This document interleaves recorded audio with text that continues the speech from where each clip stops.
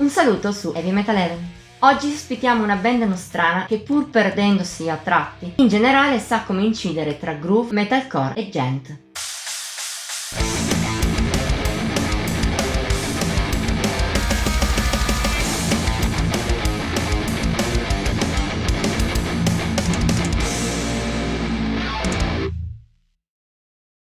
Una mezz'ora oscura con qualche sprazzo di luce. Così si può descrivere in poche parole On Day 7 He Regret. Secondo album dei Dos Gamos, band nata a Parma nel 2018, è uscito a inizio anno sotto la sempre attiva etichetta Wormhole Death. Al suo interno il gruppo emiliano affronta, come già detto, un suono piuttosto oscuro. Di base mescola in parti uguali un groove metal moderno e un metalcore invece vecchio stile, quello più arrabbiato. Di sicuro ha poco a che fare con le branche più mainstream del genere. In compenso, a tratti la musica dei Dos Gamos si fa meno aggressiva, con melodie derivanti a tratti dal post-metal. Ma l'influenza maggiore su One Day 7 è il gent. Rende le strutture del disco molto complicate e i riff arzigogolati in una maniera che il gruppo di Parma riesce a gestire piuttosto bene. Il risultato può essere descritto come una versione più moderna dei Nevermore, con lo stesso carico di nichilismo e oscurità, oltre ad avere molto più rabbia. Merito di alcuni influssi death metal e deathcore e della voce di Michele Altavilla. Ogni tanto tira fuori un pulito che ricorda da lontano Brian Molko dei Placebo, ma più spesso il suo è un growl gutturale e aggressivo.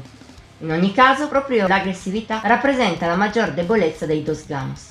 Si sente che il gruppo emiliano vuole a tutti i costi graffiare. A tratti però, lungo On Day 7, il loro macinare è un po' a vuoto. Non riesce a coinvolgere, ma anzi risulta insipido oppure senza direzione. Per fortuna, altrove, il gruppo parmigiano riesce a incidere meglio.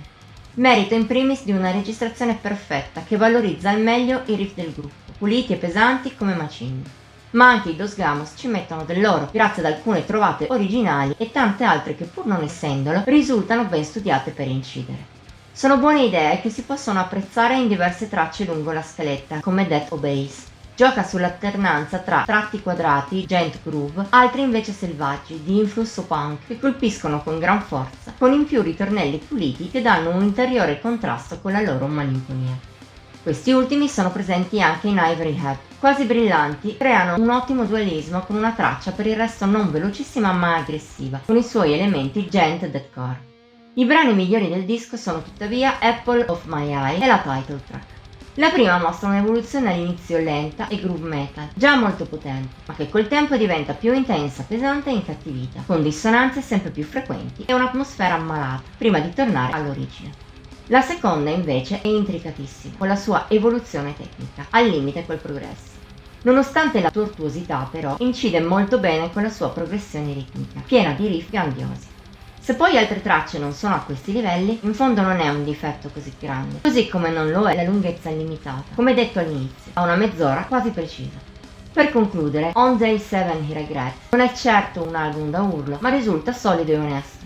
Certo, dall'idea che i Dos Gamos, con le loro doti sia di strumentisti che di compositori, possano fare ben di più, magari puntando sulla personalità e focalizzando meglio la propria musica.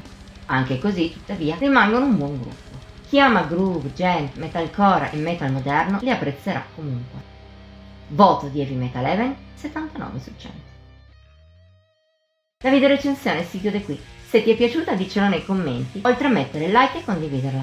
In più puoi iscriverti al nostro canale e attivare la campanella delle notifiche per non mancare neppure uno dei contenuti che pubblichiamo ogni settimana. Infine ti invitiamo a seguirci su Facebook, Instagram e Pinterest. Come sempre trovi il link qui sotto. Ci vediamo la prossima volta.